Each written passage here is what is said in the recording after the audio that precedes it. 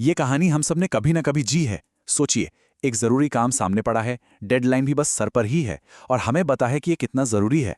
हम खुद से एक पक्का वादा करते हैं, चलो आज तो ये काम खत्म करके ही उठना है। और फिर हम खुद को अपनी डेस्क चमकाते हुए पाते हैं, या फिर सोशल मीडिया पर घंटों स्क्रॉल करते हुए। और सबसे अजीब बात यह है कि हमें ये पता होता है कि हम क्या कर रहे हैं, पर हम खुद को रोक ही नहीं पाते। एक अजीब सी लाचारी महसूस होती है ना। हम सब ने ये सलाह तो जरूर सुनी होगी, अरे बस शुरू कर दो या एक टाइमर लगा लो। और हाँ, कभी कभी ये काम कर भी जाता है, शायद एक आध दिन के लिए।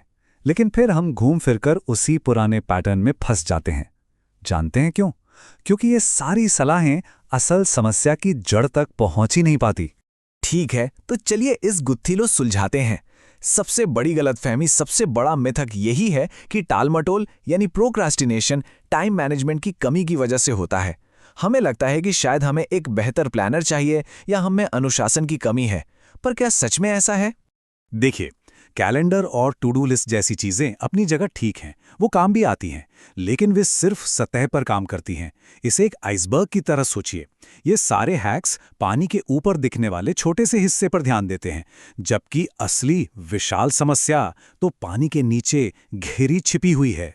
तो फिर वो पानी के नीचे छिपी हुई समस्या आखिर है क्या? पिछले कुछ सालों में मनोविज्ञान ने इस पूरी धारणा को ही पलटकर रख दिया है। सच तो ये है कि टालमटोल का लेना देना समय से है ही नहीं, बल्कि हमारी भावनाओं से है।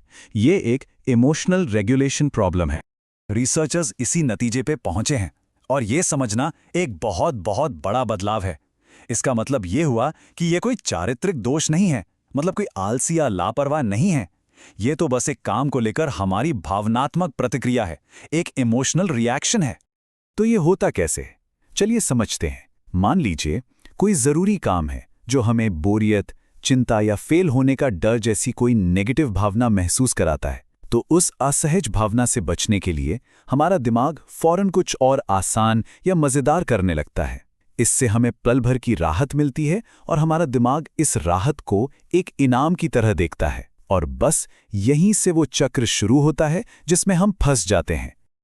और ये वजह कुछ भी हो सकती है। क्या ये डर है कि हम उतना अच्छा नहीं कर पाएंगे जितनी उम्मीद की जा रही है?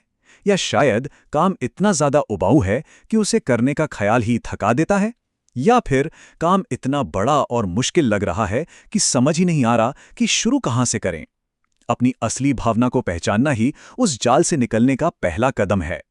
पर सवाल ये उठता है कि आखिर ये इमोशनल रिएक्शन इतना ताकतवर क्यों होता है? हमारा लॉजिकल दिमाग सब कुछ जानते हुए भी इस पर काबू क्यों नहीं कर पाता? खैर, इसका जवाब हमारे दिमाग की बनावट में ही छिपा है। इसको ऐसे समझिए कि हमारे दिमाग के अंदर ना एक जंग चल रही है, दो टीमों के बीच। पहली टीम है हमारा लिम्बिक सिस्टम। ये दिमाग का वो हिस्सा है जो बस अभी अच्छा महसूस करना चाहता है, बिना भविष्य की सोचे। और दूसरी टीम है हमारा समझदार मैनेजर, प्रीफ्रंटल कॉर्टेक्स। ये प्लान बनाता है और दूर की सोचता है। जब कोई मुश्किल काम सामने आता है तो अभी मजा करो वाली टीम इतना शोर मचाना शुरू कर देती है कि अक्सर ये लड़ाई जीती जाती है। इस चीज को टेम्पोरल डिस्काउंटिंग कहते हैं। ये एक फैंसी शब्द है, पर इसका मतलब बहुत सीधा सा है। जैसे रात में हम सोचते हैं कि कल सुबह उठकर एक्सरसाइज करेंगे, क्योंकि भविष्य में सेहतमंद रहना एक अच्छा लक्ष्य है। लेकिन जब सुबह अलार्म बजता है तो गर्म बिस्तर में लेटे रहने का जो तत्काल आराम है ना, वो भविष्य की सेहत के उस बड़े ख्याल पर भारी पड़ जाता है। बस यही है टेम्पोरल डिस्काउंटिंग। तो अब जब हमें ये पता चल गया है कि ये टाइम मैनेजमेंट की नहीं बल्कि इमोशन मैनेजमेंट की समस्या है, तो इसका हल क्या है? अच्छी खबर यह है कि ऐसी कई रणनीतियां हैं जो सच में काम करती हैं, क्योंकि वो लक्षण पर नहीं बल्कि सीधे समस्या की जड़ पर वार करती हैं। तो पहला कदम है बस एक पल रुककर अपनी भावना को एक नाम देना। जैसे मुझे ये काम शुरू करने में घबराहट हो रही है। दूसरा, काम को इतना छोटा बना देना कि उस पर हंसी आ जाए।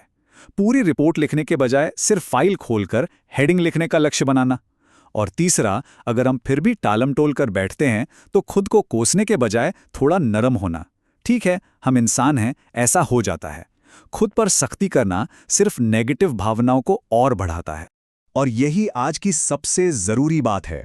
इस बात को मन में बैठा लीजिए। कोई भी आलसी नहीं है, किसी में इच्छा शक्ति की कमी नहीं है। हम सब बस एक बहुत ही मानवीय, एक बहुत ही स्वाभाविक भावनात्मक प्रतिक्रिया दे रहे हैं। और जिस पल हम इसे एक नैतिक विफलता की तरह देखना बंद कर देते हैं, उसी पल हमें इसे बदलने की ताकत मिल जाती है।